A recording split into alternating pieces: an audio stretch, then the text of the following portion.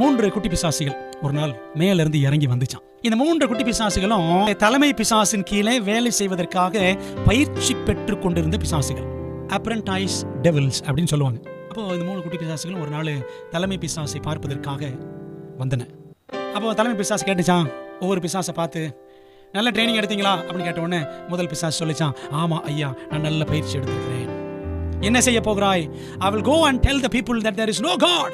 கடவுள் இல்லை என்று நான் போய் சொல்ல போகிறேன். உன்னை தலைமை பிசாசு சொல்லிச்சான், இதெல்லாம் ஒன்றும் ஒர்க் அவுட் ஆகாது, நிறைய பேர் இன்னைக்கு உலகத்தில் நம்பிட்டு இருக்கிறாங்க, கடவுள் ஒருத்தர் இருக்கிறாரு அப்படின்னு சொல்லிட்டு குட்டி பிசாசு ஒதுங்கி நின்று விட்டது. 2வது குட்டி பிசாசு வந்துச்சு. அது சொல்லிச்சான், ஐயா, நான் போய் சொல்ல போறேன். I will go and tell the people that there is no hell. நரகம் என்று ஒன்று கிடையவே கிடையாது, எல்லாரும் சந்தோஷமா இருங்க அப்படி நான் சொல்ல போறேன் அப்படின்னு சொன்ன உடனே தலைமை பிசாசு சொல்லிச்சான், இந்த உலகத்துல தப்பு பண்றவன் கூட தெரியும், என்னைக்கா ஒரு நாள் எனக்கு தண்டனை கிடைக்கும், நான் பண்ற தப்புக்கெல்லாம் அனுபவிக்கத்தான் போறேன், பரவாயில்ல என்று சொல்லி அனுபவிக்கிறவர்கள் இருக்கிறார்கள். ஆகவே இன்னைக்கு நிறைய பேருக்கு தெரியும், நான் பண்ண பாவத்துக்கு எனக்கு கண்டிப்பா ஒரு நரக தண்டனை கிடைக்கும்னு நம்புறவங்களாம் இருக்கிறாங்க. ஆகவே உன்னுடைய கருத்தும் அவ்வளவாக வேலை செய்யாது அப்படின்னு சொன்னோன்னா அந்த 2வது குட்டி பிசாசு போய் நின்றுச்சு.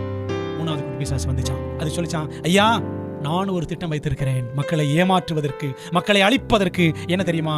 I will go and tell the people that there is enough time, there is no need to be in a hurry.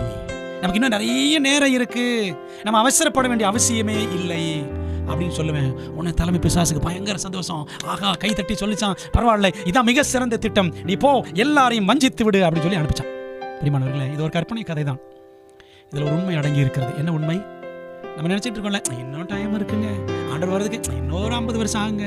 நமக்கு மிகவும் அபாயகரமான ஒரு விஷயம் என்ன அப்படின்னா, நாளைக்கு பார்த்துக்கலாம், அதெல்லாம் பிறகு நடக்கும் அப்படின்னு நம்ம தள்ளி தள்ளி போடுறோம். பார்த்தீங்களா? இதுதான் மிகவும் பெரிய ஒரு அபாயம். நீங்களும் நானும் அப்படி செய்து விடாதபடி மிகவும் எச்சரிக்கையாய் இருக்க வேண்டும்.